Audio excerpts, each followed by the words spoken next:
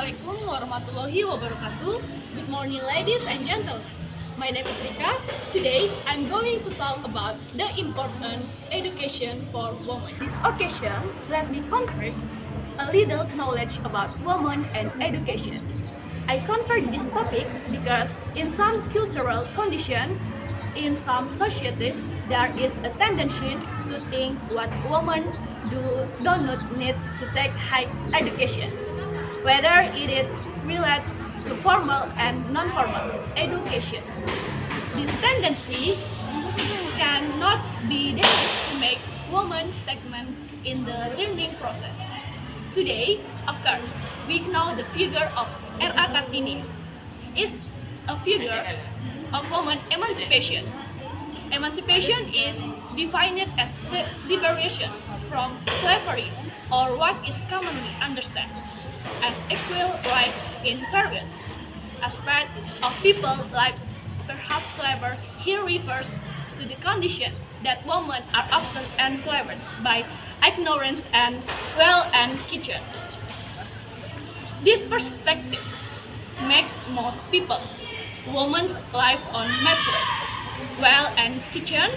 This perspective makes most people well that women do not need to study, let alone to take a high level of education in their lives.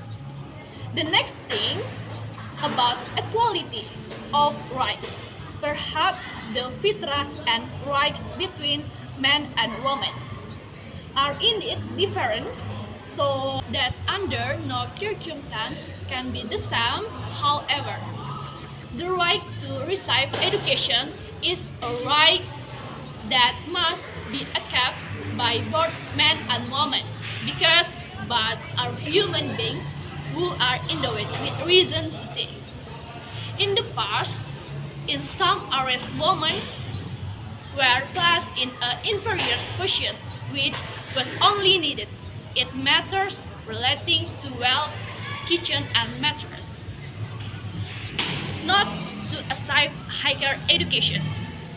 At the level of, in some cases, the learning process, it also asks how necessary that humans are born, and it is from their upbringing that generation of humans grow and develop. The how can women educate humans if they are not provided with education? The cultural tendency of society that does not want women to be educated or knowledge was also broken by various family figures who want the importance of education for women. In short, women can never live by relying solely on beauty, but education is needed to make women survive in this harsh life. Many of extents of Indonesia female figure whose prowess might not be known in general. The little of underdevelopment of Indonesian women seems to be broken if we know the various famous characters who in their roles do great things in their lives.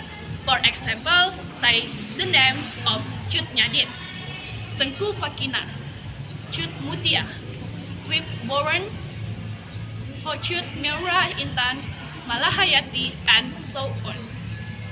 These names are great family figures of their time to struggle to face the tyranny of the colonials in the past.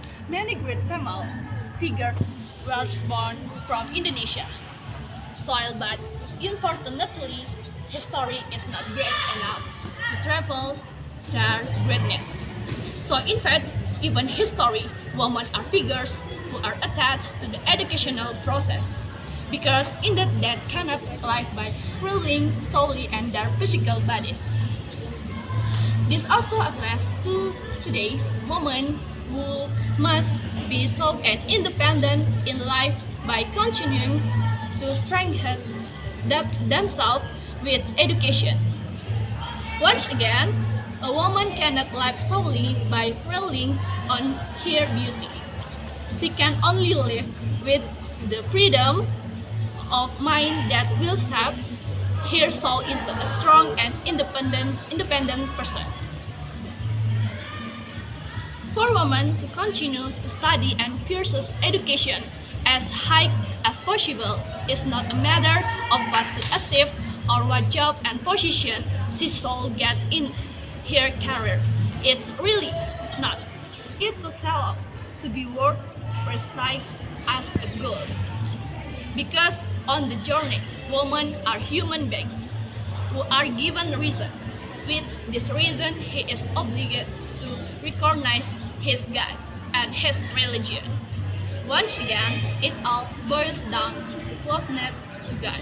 Happy girls, above all, we don't forget and ignore that it's from moment that humans are born and their lives are nurtured. It is from moment that a child reads for the first time. If a teacher is judged by what a teacher student, then for women every attitude, action and speech for their children is a series of learning process. They, the way a mother looks, talks and even just gesture is a learning process. The thing that must be remembered is that women indicates humans, not animal that can only be trained, but humans whose soul and mind need to be continuously developed. And how to get the soul? The answer is stored in the educational process at all times. But from formal and informal education, how can women educate the means and soul of their children if the means and soul are not educated by the educational process? How can be humanist human if in the process life does not humanize him? The cultural way the underestimate the need for education is the great form of slavery who extends not only grabs human freedom but close the door of human's life to able to think broadly and friendly. So actually, for anywhere, what male or female education is a right, a need as well as an obligation that must be obtained with this education. Human independence can be achieved where humans are not served. The mistake thinking that leads to naive action and action. Maybe that's all I can say more and less. Please understand and forgive. Finally, wassalamualaikum warahmatullahi wabarakatuh and good morning.